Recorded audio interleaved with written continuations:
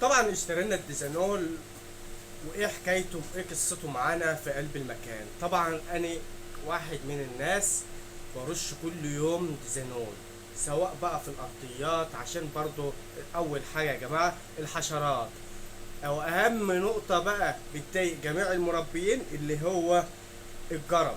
مشاكل الجرب ده عند اي حد، فمحدش يزعل من الكلام ده، ومحدش يزعل لما يجيله الجرب.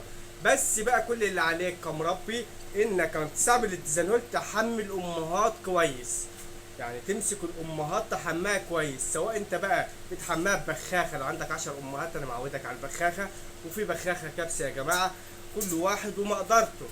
واحنا طبعا بنرش بموتور الرش اللي هو الزعتر. طبعا انا هوريكم طريقه النهارده، انا هوريكم بالبخاخه، النهارده هوريكم طريقه الموتور الكبسه يا جماعه.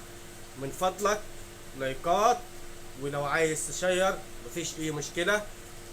جزاكم الله كل خير. تعالى بقى نشوف هنعمل ايه وبكام سنتي بتحط على اللتر. تابعوا معانا الفيديو للاخر، لان هنعمل لكم سلسله فيديوهات. وكمل الفيديو.